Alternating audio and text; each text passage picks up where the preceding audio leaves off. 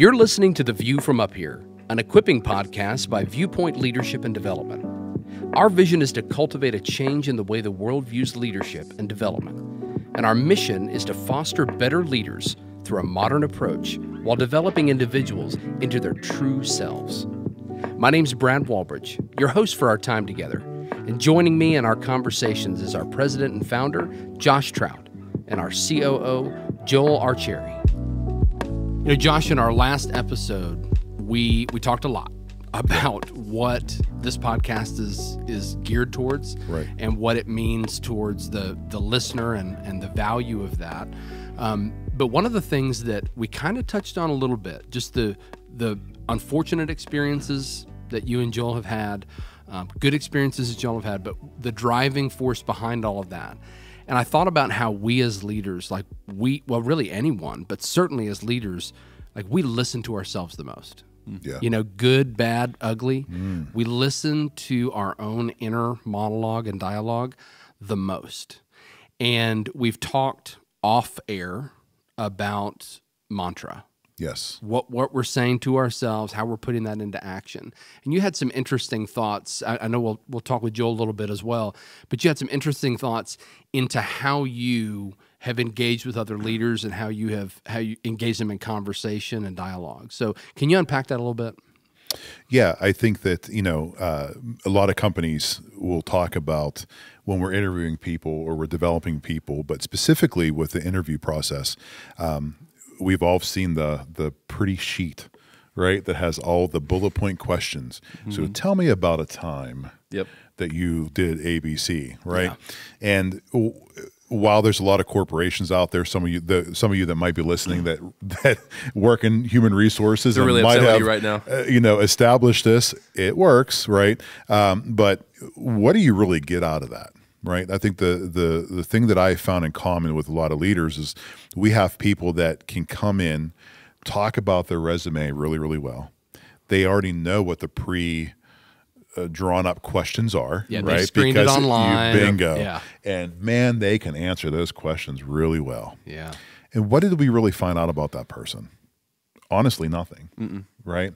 So, this is something that I've talked to other leaders about before, and we've identified there needs to be a different approach to that. To, again, like we've talked about in the first episode, finding the core of who that person is, who they truly are. Because I think that, most of the time, unless you're a specialized physician or something like that, skills can be taught, right? But you can't teach somebody to be a good human being. You can't teach somebody to truly know who they are as a person, to be able to identify those characteristics and bring the best out of them. Right. So when I got to talk to Joel and he really started to talk about this mantra, I got really excited. And it wasn't about his shoes this time. It was actually about mantra. Did you have to go look up mantra? Be honest. I did. Okay. I did. And what'd you find? It's really trendy guys that have nice shoes that like to use words like that. No, that's Metro. That's Metro. That's Metro. That's sorry, I got a little confused. It's so easy to confuse those. So easily confused. Yeah. No, but what was nice is I just asked him. Right. Yeah. I don't know everything, so I asked him, and he told me what the core of that is and what his vision is for mantra, and I fell in love with it immediately, and it identified how quickly going through the mantra process can really impact an individual to prepare themselves for an interview, to not just meet those questions, right, that they know is going to be asked, but to really find out who they are at the core and express that. And how does that align with the job that you're trying to go after? So yeah, I got really excited about mantra when Joel talked about it. So yeah, that's good. Joel, walk us through this. You're smiling ear to ear. I wish people could see you. I love talking about it. Walk us through kind of the origin for you, the genesis of mantra, and why it's so important to you. Why you feel like it needs to be a part of what we're doing. Yeah, and that's a fantastic question. So when you've worked in the church for a long time, you see that the world loves, at large, the world loves spiritual aspects, but not overtly things in your face. And mantra has this kind of, ooh, like we were joking before, some of the definitions are Hindi or Buddhist, right? There's something about it that's different. It's not just pale, this vanilla that's got some spice to it. And so when you look at it, the word literally means tool of the mind or tool for the mind or mind tool. And it's basically marrying your worldview and then your self-view. So how you view the world and how you view yourself together to then get really to the heart of what drives you. So when you think about it in respect to, as Josh is talking about, like where it comes from with the job stuff, it came from, I was thinking about the question you always get asked. I swear it's probably 99.5% of the time. The first question you get asked in an interview is, so tell me about yourself. And what the interviewer is not asking you to do is talk about your hobbies on the side or talk about your accomplishments on your resume. They want to see how well you can really align yourself to the job that you're looking at. And it's an opportunity for you to pitch yourself, but in a really good, compelling, cohesive way. And that's what the mantra, specifically in the realm of interviews, mantra helps you craft this narrative about yourself that glues you and the job in the mind of the interviewer. So now the interviewer, when they think about you afterwards and they're going through all the applicants, they go, okay, I just really liked hanging out. I like talking to them. I think they'd be a great fit for the role, because that's what really they're looking for. They've seen your resume. They know what you've done. And now they've got an opportunity to go, wow, this person is wonderful. I enjoy the chat with them. I enjoyed that. So obviously they'd probably be really good to work with because they fit the role with the requirements. I enjoyed them. I like this person. And now you've endeared yourself to the interviewer in a way that no other people are really doing in interview processes. They're just kind of regurgitating their resume or going over their pre-described answers for the questions. And so that's really kind of where it started. And I tested it out on this app called Fishbowl. And we did a Fishbowl live session. My sister and I, we talked about conquering interview anxiety. And because I don't have any interview anxiety, because I've spent the better part of my life being introspective, overly so, to where it made me anxious and depressed for a while. But I know myself really well, and I know how to talk about myself really well in the sense of, this is who I am. And I've never walked into an interview ever nervous, because no matter what the question is, I know I can always pair it back to who I am and then connect it back to something I've done.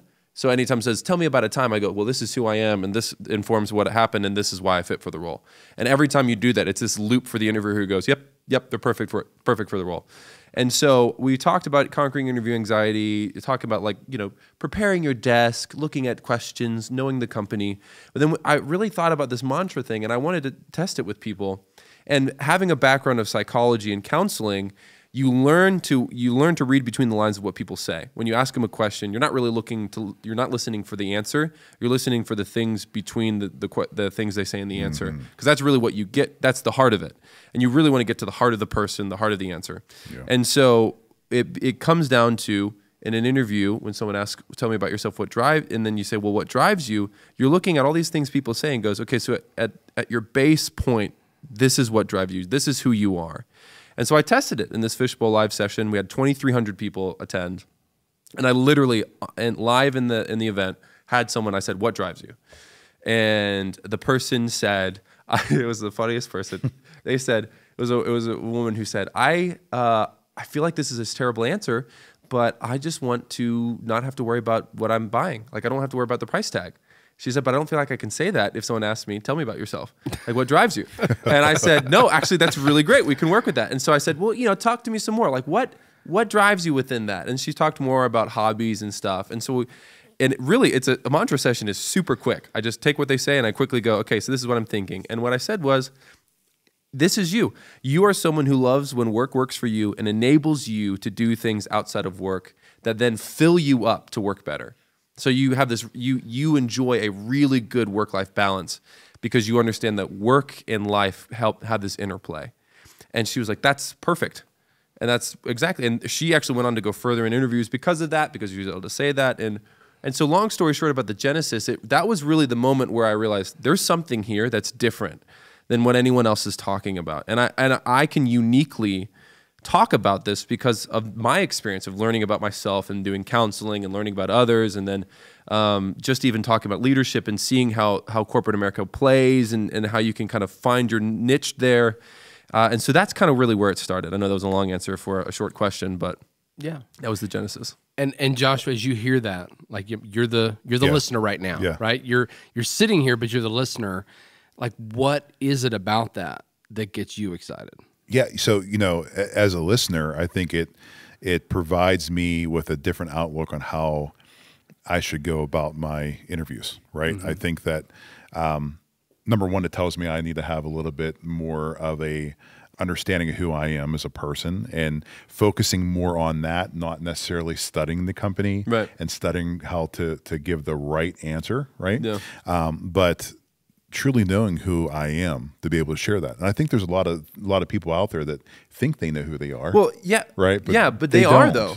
Some of them do. I mean, you are, we've talked about this online, you are the subject matter expert of yourself. Yeah, because you listen to yourself the most. Like, you are the SME in the corporate speak of yourself. But you might also not know as much as you could, is what you're saying. Like, you could know more to better convey who you are to a company. Yeah. But also, you could better convey yourself as a leader and portray yourself and actually live out yourself as a leader if you knew yourself better. And so that's where we came from with it wasn't just, it's an interview trick. It became, this feels like we need to really frame all of Viewpoint around when we talk to people, when we run people through what we're doing, we take them through a mantra session first, because that sets us apart too. Right. What other leadership company says, "Hey, Brad, what drives you?" And you're like, "Okay, cool." And then we sit down, and then you and I work, and we go, "Okay, so this is what I'm thinking. What drives you?" And you go, "Yeah, that's exactly it." Right. Then we go, "Okay, now think of it like a bubble chart you would do in middle school. Now let's go to all these different things. How do you think that interplays with this, with your job? How do you think that interplays with your home? How do you think that interplays with your dreams?"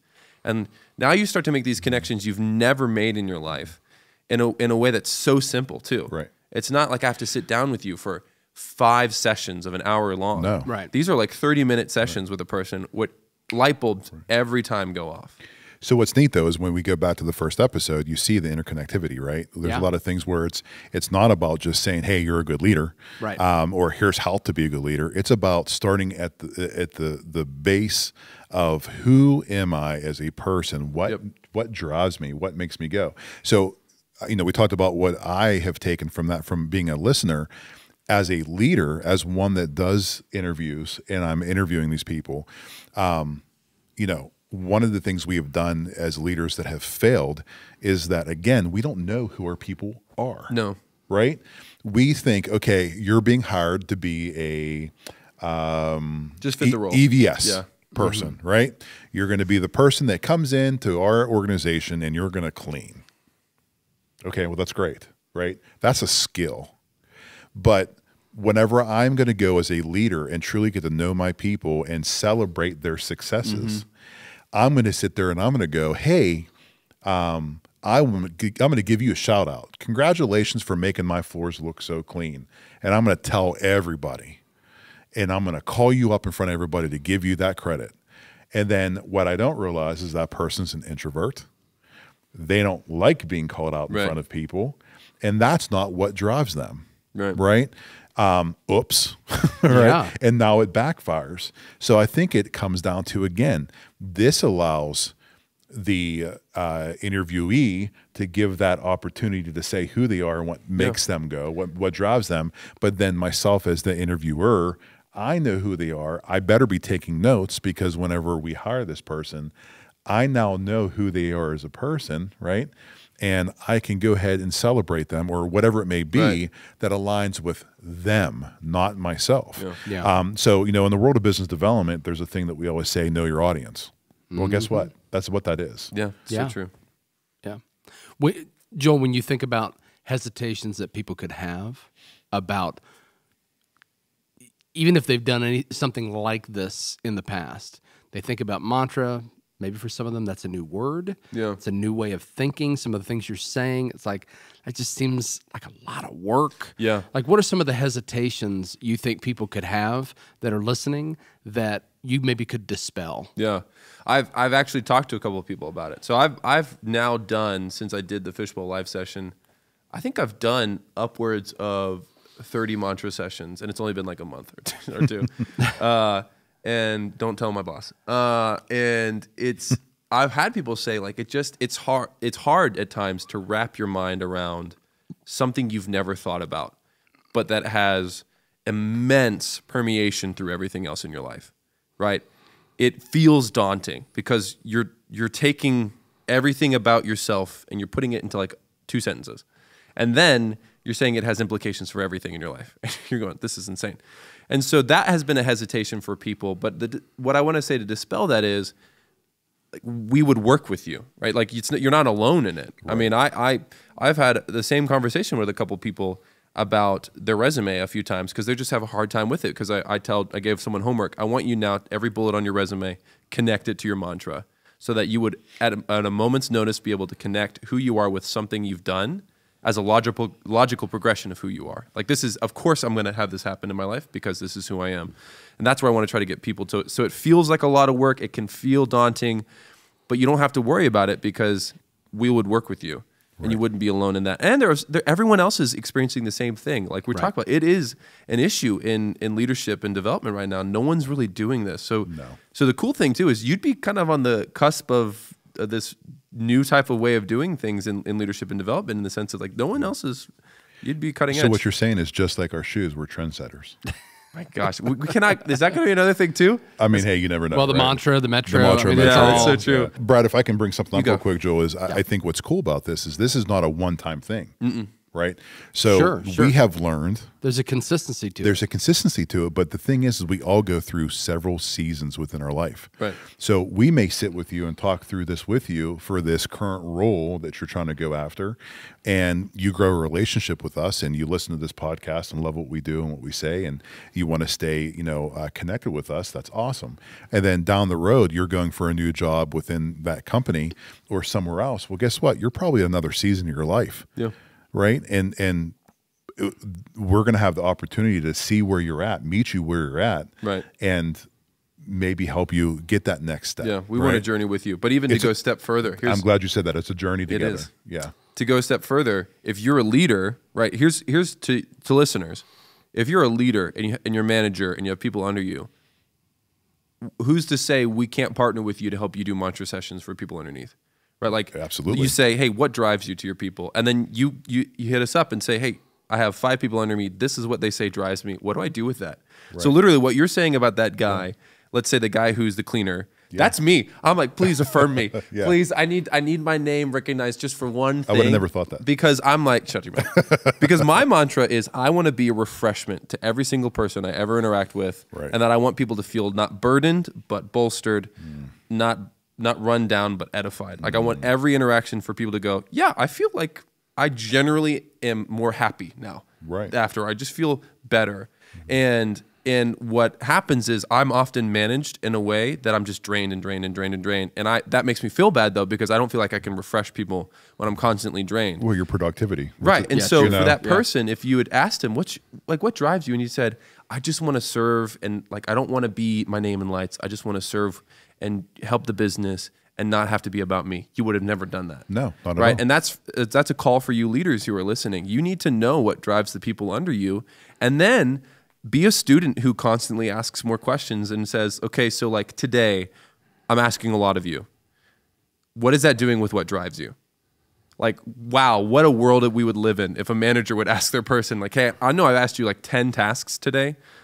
Thinking of today with my own work. What does that do for what's driving you right now? I would say, I don't want to work here anymore. That's what I would say. I'm like, I cannot wait till 5 o'clock to where I can leave and not have to answer anything until tomorrow. And then he would go, okay, so how can we work that differently? What a world would be if leaders and managers did that. Absolutely. Yeah. So if I'm thinking as a listener, right? I'm hearing what you guys are saying. I want to figure out what next steps could look like if I want to do this. What is my next step?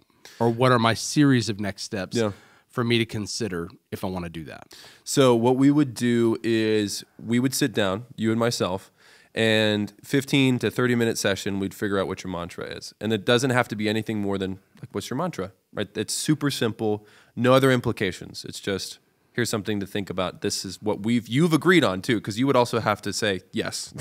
It's not, I'm telling you your mantra, this is set in stone, right. 10 commandments. You can smash them, but you get in trouble.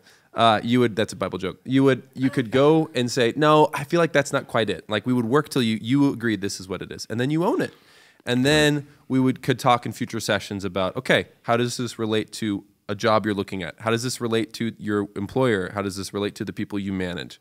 And it's really that simple. And I don't want to say I'm holding your hand, but I'm just guiding you and taking all the pressure off of you to figure things out. You're walking through that journey with I will do the legwork for you. You just tell me if I'm stupid, if I'm right or wrong. And then that way you don't have to be fearful of making a commitment about what's your mantra.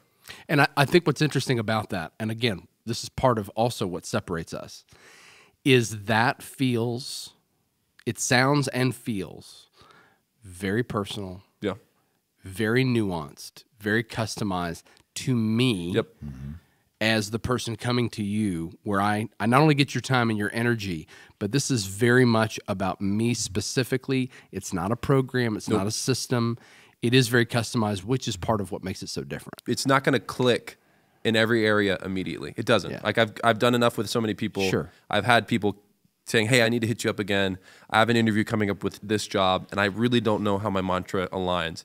And I was able literally to show someone this week, this one bullet point in the job description is honestly just a more verbose way of saying your mantra. And I want you to say that in the interview.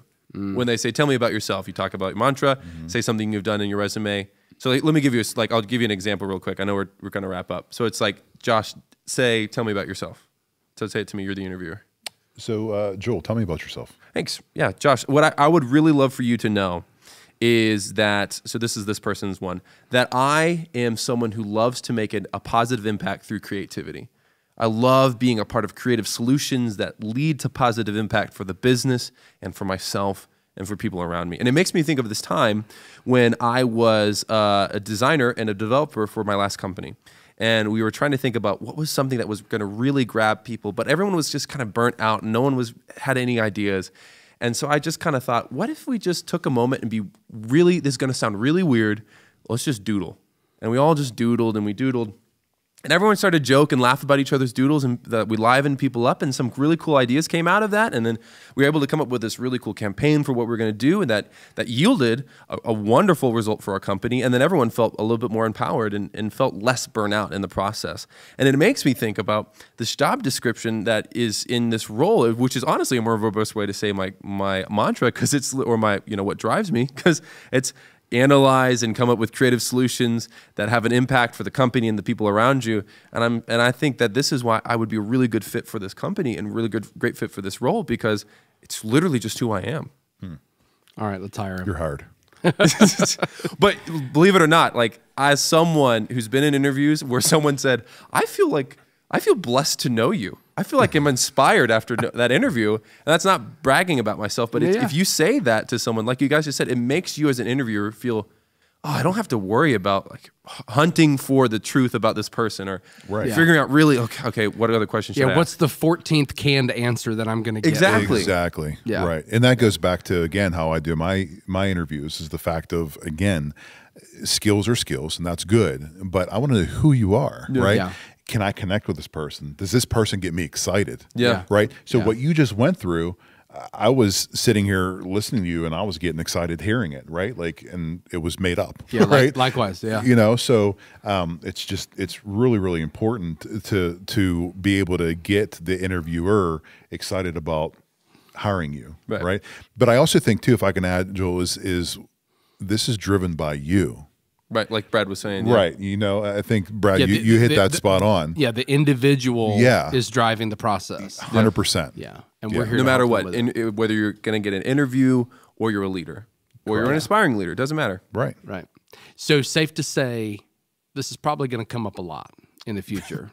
Probably. Is that right? Yeah, I love giving examples of mantras that I've gotten from working with people, because it's just like, it's so beautiful to see. And that's, so you in the last episode said you love to see other people succeed. Yes. That gives you joy. I love to see people make connections in their life in ways they've never experienced before, and to see light bulbs go off and they go, whoa, I just simplified so much of my stress and anxiety, alleviated a lot of stuff. I feel a lot more empowered now to live better. Like, not to be like, I'm going to make a name for myself, but to live in a better way without the bad and more for the good. Yeah. And Brad, if I can just share too, you know, this is what's really exciting about having Joel on the team is, you know, we both have things that we shine on, right? And for the listeners that are listening to this, that are interested in the mantra, I can honestly tell you that there's nobody better than Joel to walk through this journey with you. Yeah. He's exciting. He's motivated. He has a vision that not many people have. And I think that he can definitely take you by your hand and walk you through that and prepare you for success. So I'm honored to have you, Joel, for that, because, you know, not everybody can do that, right? I get the concept, but you by far understand it and can drive it a lot better than I can. Yeah, I appreciate that. Yeah. And I think to anyone who's listening that's skeptical, take a step. Yes. Just take a step and try the process, you know, just to take that step, be able to give it a chance and see what it does. Yeah. You know, maybe you've been beating your head against the wall for months or years in a dead-end job, or not being able to get really good opportunities, and you gotta make a change. Yeah. So this could be that pathway. And I think just as a directional piece, people can go to the website. They can look under services. They can find the next steps to be able to do that, and just take that step. Yeah. That's all we're encouraging you to do. And of course, you are going to be continuing to hear a lot about this in the future. So look forward to having those conversations.